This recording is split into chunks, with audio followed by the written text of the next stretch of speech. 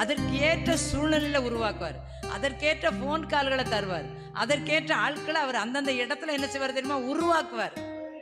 அல்லேலூயா, அல்லேலூயா. ஆண்டவரே, எங்களுடைய எழுப்புதல் ஜெப ஐக்கிய ஊழியத்தை அப்படி நடத்த போறதுக்காய் ஸ்தோத்திரம்.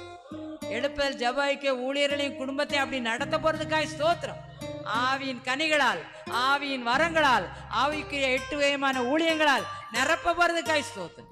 எழுப்புதல் ஜெப ஐக்கியத்துல இந்த ஊழியத்துல கலந்து கொள்கிற அத்தனை குடும்பத்தாரையும் ஆண்டவரே நீ நடத்த போறதுக்காய் ஸ்தோத்திரம்.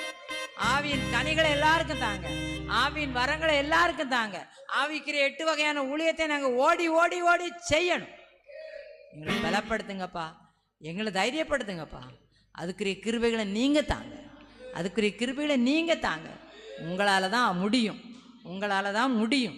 இதற்காக ஜெபிக்கிறவங்க, உழைக்கிறவங்க, கலந்து கொள்கிறவங்க, இந்த லிங்க் மூலமா கேட்டுட்டு இருக்கவங்க, யூடியூப்ல கேட்டுட்டு இருக்கவங்க எல்லாருக்கும் தான் இந்த இடத்துல ஜெபித்துட்டு இருக்குங்க. யாருடைய உள்ளத்துல என்னென்ன பாரம் இருக்குதோ அத்தனைக்கு விடுதலை உண்டு. அந்த பாரம் விடுதலை ஆகணும், அந்த நோய் சுகமாகணும்.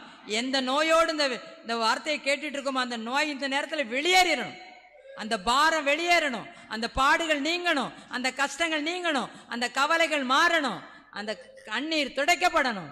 ஆண்டவர் பெரிய ஒரு அற்புதத்தை நம்முடைய வாழ்க்கையில் அவரே செய்யணும். நம்முடைய அற்புதம் நம்முடைய வாழ்க்கையில நடக்கணும். அற்புத தேவன் அற்புதத்தை அதிசயத்தை நம்முடைய வாழ்க்கையில செய்யணும். செய்யுங்க ஏசப்பா, செய்யுங்க ஏசப்பா. நீங்க எங்களை செய்யாம அனுப்பிடவே செய்யாதீங்க. நாங்கள் இந்த இடத்துல பாரத்தோடு வந்திருக்கோம், பாடுகளோடு வந்திருக்கோம், ஏக்கத்தோடு வந்திருக்கிறோம், விருப்பத்தோடு வந்திருக்கிறோம், வாஞ்சையோடு வந்திருக்கோம்.